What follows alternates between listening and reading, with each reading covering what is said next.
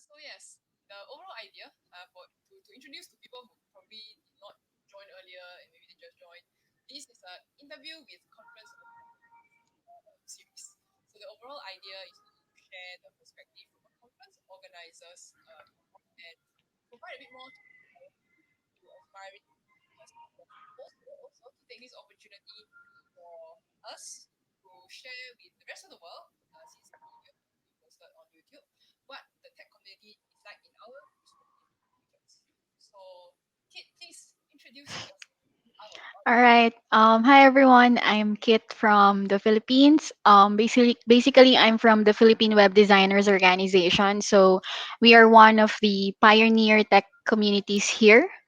Um, but before that, there's a lot of other tech communities that already been established back then. So I've been with the organization for quite some time.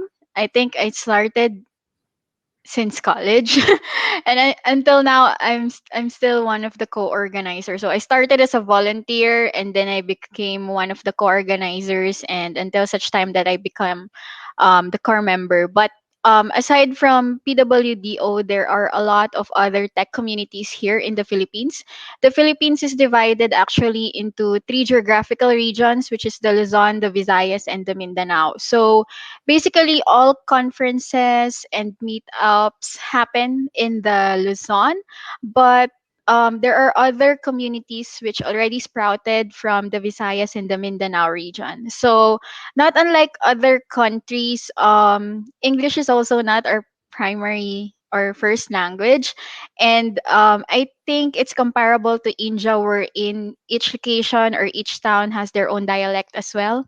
So it's kind of different when organizing meetups and conferences here in the Philippines.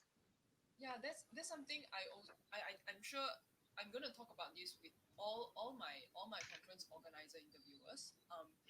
The language issue, right? Because a lot of I would like to say that a lot of the tech conferences the whole tech conference scene kind of started in like the US and Europe. Like Hmm. maybe for Europe there's a language thing also, but like if you're in the US it's English, right? So this language thing I feel is a perspective that for monolingual regions it's not much of a thing, but for a lot of us it is a thing, and I think it's worth us talking about. But before all that, because the reason we are all doing this in front of a computer is because of COVID. So, how has the situation been where you are in the Philippines? Well, since the pandemic, it's very hard for all the tech communities to, organize events.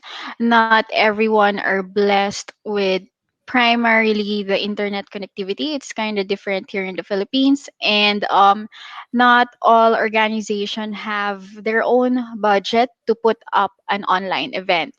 So for us specifically with PWDO, I think we just did one event last year, which is basically to prepare everyone on how to work from home. So work from home is kind of different here in the Philippines because not everyone is used to it. Not all companies are very welcoming when it comes to working from home. So I think that's just one event that we had last year. But for other organizations, we partnered with them with different events, but it's not as active as, before the pandemic. And luckily, last year, most of the organizations had at least one to two events, if I may recall. So it's still a good holding on and moving on in the pandemic situation, but it's not like before that weekly there are events, every quarter there are major events and such. Yeah, I think like one thing you pointed out is that um I think in general we hear a lot of talk about, oh yeah, everyone is going online, that's the future, but there are also a lot of places in the world that Mhm. don't have the infrastructure, not quite there yet. um Earlier the interview was with Korea, so that's a very different situation. They have really good internet speeds, but like even I mean Singapore, that's not we're also not bad here. If I go back home to Malaysia, it's a bit not as good, and everyone has different infrastructure. I would say constraints. So even if Mhm. we're doing online conferences, I think some of the people think that it kind of breaks down boundaries, but then there's still things like that they have to take into consideration. Like just myself earlier, like the first 2 hours was a bit of a explosion. So that's always tricky and something I hope that international conference organizers where will also try to. I think it's you can't really do anything about infrastructure, but it's also something to consider. Mhm. And how we work around it is clearly pre-recorded videos, but then the conference organizer has to be like good at it. Clearly, Yeah. for the two of us, we've known each other for quite so many years. I think we first met at FFC. FFC is Form, Function, and Class, which is a conference that Kit and her team have organized. I think you in the end you all did 10 years, right? At, Yeah, it's been running for 10 years already. so that's amazing. That I think is the longest running web conference we have in Southeast Asia. It was the first conference I've ever attended. So, um, you being a very experienced conference organizer, it would be nice to hear your thoughts on like organizing consistently this conference for 10 years. Like, could you share a bit more about this whole Yeah. journey? Well, PWDO was made out of this web design conference. So it started in Plurk. If everyone knows Plurk or everyone's still plurking, I think it's 2008 or 2009, wherein people posted like, why don't we have a web design conference in the Philippines? And yeah, it's not yet established in Asia. So it started there.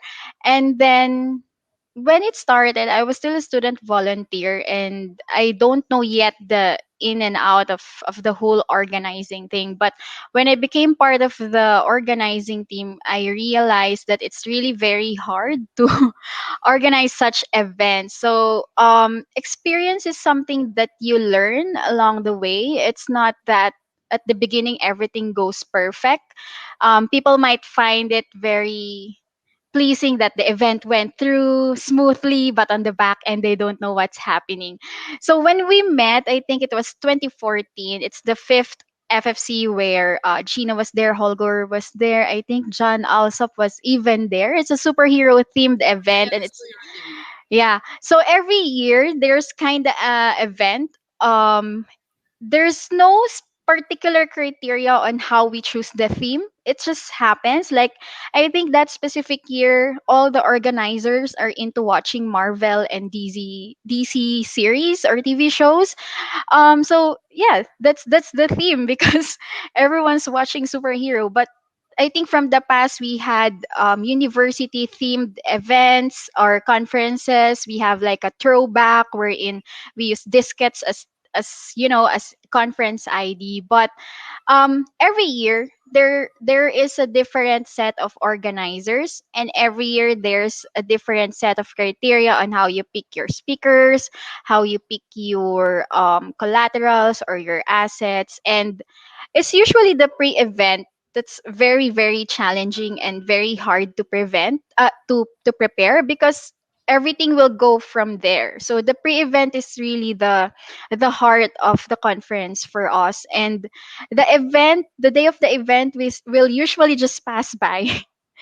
And the next thing that you need to do is the post event, wherein you send the slides, you send, well, for Philippines in particular, everyone is very into certificates. So we've evolved in printing certificates to digitalizing them, and now we've automated it. So yeah, as the years go by, there's a lot of improvements. And of course, the very hard one is the video recording of the talks and the workshop, because in the first 5 years, I think it's very hard to get or record the videos of the speakers, because due to the budget as well, you can't really invest on high quality videos, wherein you can just invest on student volunteers doing the videos and not. But I think on the last 2 or 3 years of organizing, we've actually invested in having high definition videos and having captions and whatnot. And then I think it's just flew through the years. It's not perfect on the first few years in organizing FFC, but we're very happy actually that the team was able to document all of this through a scrapbook. It's actually an online scrapbook. You can search it over the internet. It's scrapbook.formfunctionclass.com, wherein the team was able to document not just the major events, but even the meetups that we had before. Yeah, no, I saw it. You shared the link. I was like, oh, that's so nice. I think it's the kind of thing that like you're very tired when you do it, but like, oh, 10 years later, oh look, 10 years worth of memories, right? Okay, so you mentioned that for every FFC, there's a slightly different criteria for picking speakers, etc. So I think given this is a CFP Day event, let's talk about the speaker selection Mhm. part. So how does FFC do it? When I joined PWDO, FFC speakers are coming from the organizer's wish list. So each organizer, like EMA, Sarah, and the rest of the team, have their own speakers wish list, which I think they'd like to meet. Here in the Philippines, we're very famous in fangirling and fanboying certain personalities and people. So it actually starts from the wish list. And Mm. then that's the time that we contact these people, we check with our budget if this can fit in, and if not, there's actually a form in the conference site wherein you can actually nominate a speaker or you can volunteer as a speaker, because as much as possible, we wanted to have a good mix between the foreign speakers and of course the local speakers. And we just didn't notice, but through the years the lineup of speakers are very diverse. There's really a good mix of people and the selection. So it's very hard because you don't know which wish list will be prioritized, because which speaker replies first, which is the more low cost speaker, I would say. I mean, the flights and everything. There are speakers in the wish list who are in Europe or in the US, and the flight is something to be considered in terms of costing. Sometimes certain speakers have their own preferred airlines, which could be out of the budget. So yeah, it's a different discussion. But aside from the wish list, I would say we have the call for speakers. You can nominate a certain speaker, and number two, you can actually volunteer as a speaker. Yeah. That's great. That's great. And so, like you mentioned earlier, PWDO, it's an organization. You don't only do FFC. You do like a lot of other like meetups and stuff. I've been told that I'm very soft, so I'm just to put this mic in front of my face. I hope it helps, but I really maxed out the volume, so maybe I'll fix this for the next break. Um, but so what I was wondering is, uh the local speakers, like, are people kind of willing to give it a try? Because just Mhm. sharing my experience from like organizing meetups here is that it's so hard to find new faces, right? Yeah. Like, okay, and I guess the subject matter also, so it plays a part. Like, I run the CSS meetup, and making things difficult for myself because CSS is such a difficult thing to talk about. But like, I tend to harass the same few people to a point where I'm like, okay, I once you talk at my meetup, I'm not gonna harass you for the next 3 months. But it's about finding the new speakers, right? Like, I was wondering, like, what was your experience in terms of trying to encourage new speakers to come out and share their experiences, and especially those who are like more underrepresented, right? Yeah, it's a good point actually. You can't force everyone to talk, even if you know that they're very experienced, their skill set on their field. So basically here in the Philippines, we start with inviting them through meetups, wherein it's a closed group, just a few people, just to get over those hesitations and not to be so shy during the actual event. So that's typically the training ground. I guess what's good about the Philippines is we have a Philippine tech community wherein leaders from different organizations are meeting on a monthly basis. So we get young bloods, we get new speakers that, are very shy or we haven't known yet. So basically, the tech community leaders are always working hand in hand. Oh, hey, can you recommend speakers at this kind and field that we don't know? Because your usual attendees will also look for other opportunities wherein they can hear from other people from new set of speakers. So yeah, there with the tech leads, and of course they start with the mini events or the meetups, or just do talks at schools, because some schools or universities also request for speakers outside the academe, so that could be a training ground as well. So we usually start with that, and luckily after that they agree to talk to or provide workshop for major events. Sometimes you just need to get the most out of them, push them and encourage them that they can do it, because if you don't um do that or encourage them, I guess it will still be gonna be the same for them. And what I find amazing about PWD, or at least FFC, is that organizing team, you're all women. So, right? And do you think that that made a difference? Because when I attended FFC, I felt that of course, I think the audience mix was quite nice. It wasn't like some events that I go to where like, oh, it's a sea of male faces, nice. I felt that when I was in Manila for FFC, it was there were quite a lot of I saw quite a lot of women there as well. I was wondering, like, was there like extra effort that you had to put in to kind of get people to attend as well as to speak, or like, how was that like for yourself? Well, for the organizers, well, the major organizers or the major leaders, I would say, are women, but we still have a good mix of men and women in the Mm-mm. organization. In terms of the attendees, everything happens on a surprise. You don't know who are attending, but I guess since the organizers are coming from different companies, this is not our full-time job. We have a day job that we normally do, and FFC has been running. I guess we're always organizing these events online. We didn't actually Mm. have regular meetings like, all right, every third Wednesday we're gonna meet at a coffee shop or something. So for the longest time, we're already ready to run events or organize these events online. So everyone's just meeting online because we're located in different locations, and traffic is very bad in here.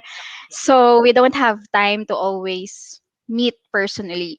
In terms of the attendees, as mentioned earlier, we're coming from different organizations. Me, my connection in the university with my work right now, and I guess for the others as well, really help in getting more people attending the major events.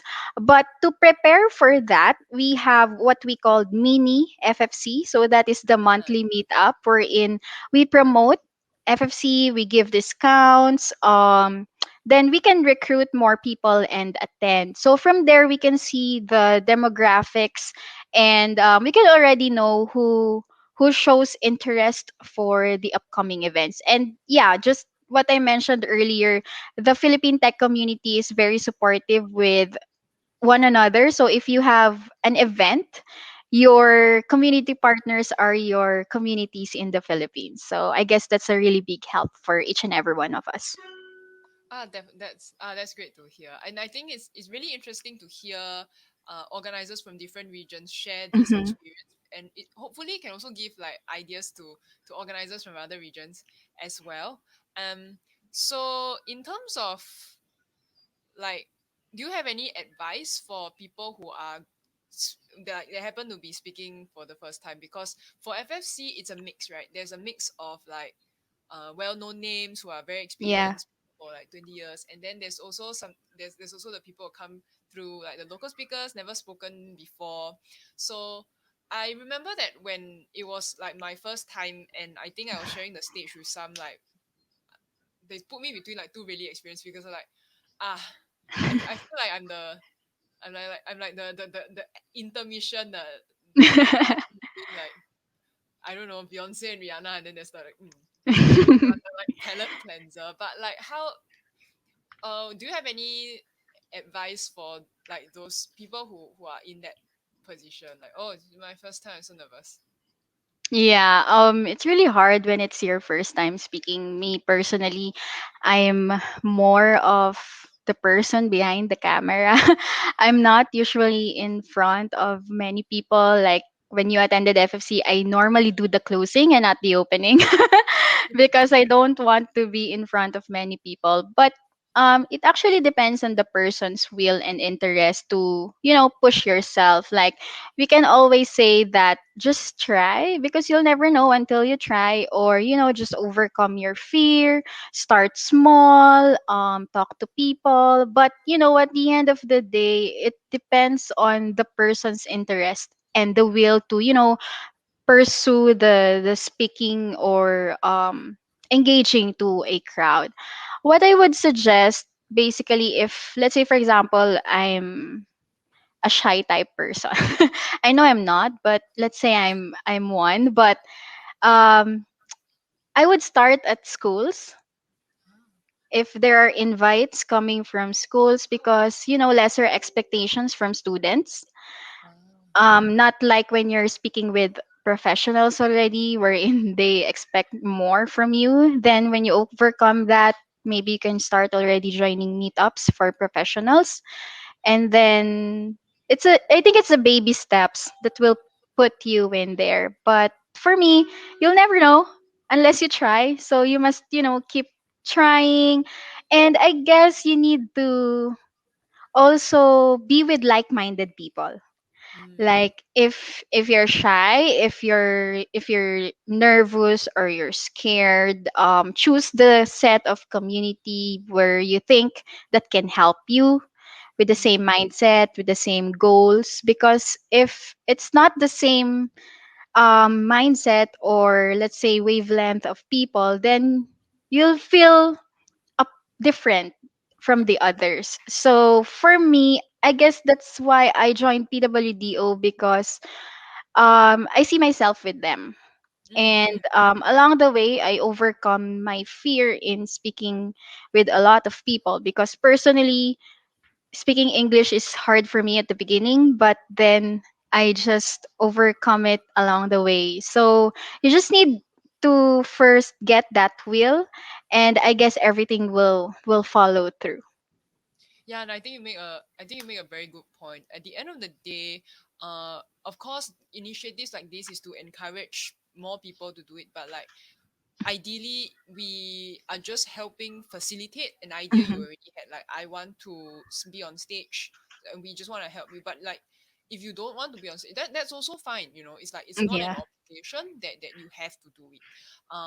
So that, yeah, I think that's very very good advice. I'm very glad that you mentioned all these, because like again, I'm hoping that other conference organizers will also be have some thoughts, and some insights based on our conversation in terms of how they want to run their Yeah. conferences in future. Because what you mentioned, right, like when speakers, especially if it's your first time, and you are trying to kind of pick what conference to apply for, I think that's a very good point that you raised in terms of like you could do the spray and pray approach of like just submitting an Yeah. application. But then if your whole vibe and your whole personality and even the topic you're speaking about doesn't really fit with that conference, it's also kind of it's also hard. So I think that's also something to keep in mind for all the aspiring Oh, speakers. I think I forgot to mention that joining tech communities in your local community would also be a big of help, because like here in the Philippines, each local community have, I think we had a topic before, where in how to do public speaking, how to present yourself. So it actually originated from the community. You don't need to look outside or pay for some, mentoring. So you just need to join these organizations because it's free. You get to learn and you get to build yourself. So I guess it's also a thing that most people are afraid of joining communities, but if they get the hang of it, then everything will fall into pieces too.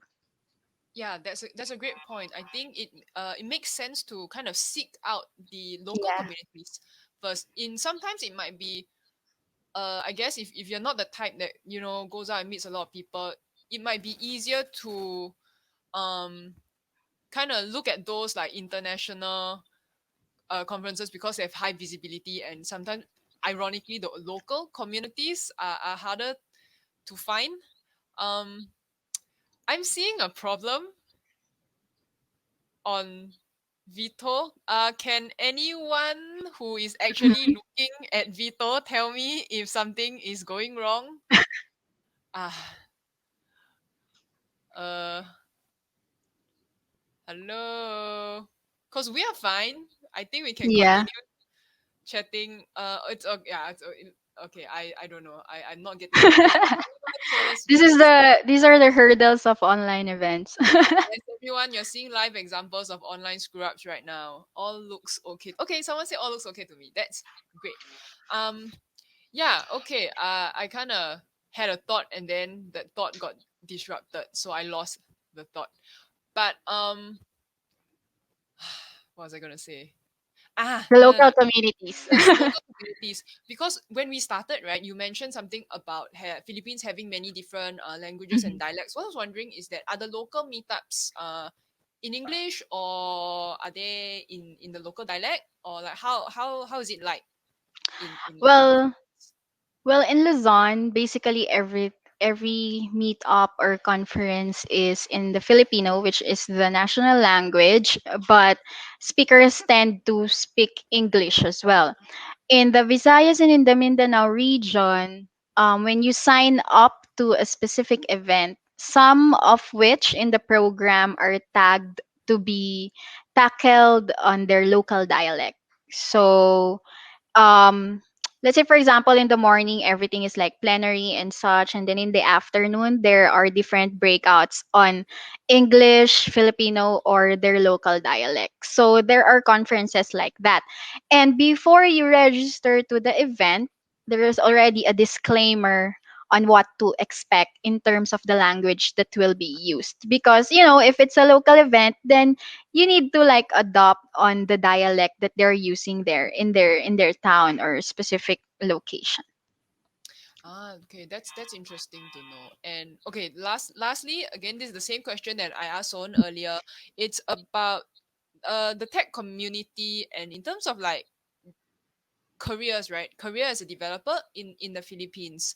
Um, because I feel that even in Singapore, I have met a lot of developers from the Philippines. So it Mhm. feels that a lot of developers actually do go out of the Philippines. So what I'm curious about is like, okay, if we're all developers. In terms of working in the Philippines, are all the tech jobs in Manila, for example, or things like that?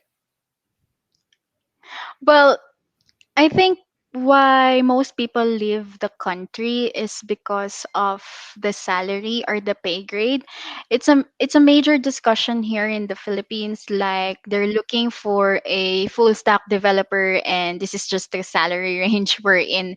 If a person goes to, let's say, Singapore, which is one of the nearest, or Malaysia, where most of my our friends are, or Australia, yeah, it's kind of different in terms of the pay grade discussion. And also in the Philippines there's a different pay if you're working in the major cities versus you're working from the provinces. So there's kind of like of a chart or something that the HR team or the Philippines follows, and I think that's one of the major problem too. So like me, I'm living in Metro Manila, so it's the pay is kind of decent. But when I move into, let's say, a province or a location out of Metro Manila, the pay could kind of be different.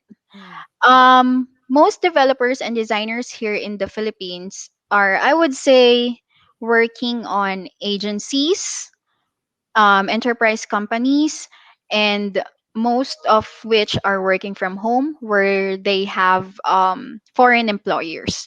So I would say in the community where I'm in, is it's a very good mix. But Mm. yeah, most of the hurdles are, of course, the pay grade, the job role, and the description wherein you're a web designer but you're also doing back end stuff. So I think it's one of our discussion in a Discord community that we had a survey of the pay grade and your role, and is it aligned to what you've signed up for or not. So I think those are the major problems. So it's not really established in the Philippines in terms of designer, developer, if you're a researcher or a project manager or a product owner.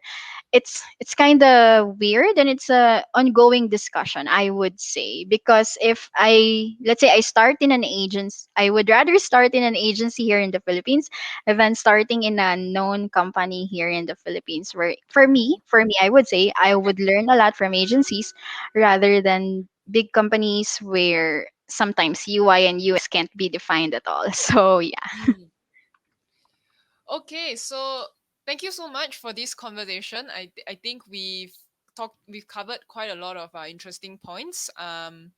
So yeah, really thank you for your time. Thank you for joining. Really nice to see you again. Like last year Yeah. was not, yeah. Cause I always have a lot of fun when I go and hang out with y'all. So yeah, we will wrap up this conversation. I guess if you have time, you could like hang out in the chat, or if not, that's also fine. Yeah, like once again, I wanna thank you for Thank for coming you. on and tolerating all these technical difficulties. Um, yeah. So okay, so we'll be moving on to the next segment. So see you, Kit. Thanks. Bye. Thanks.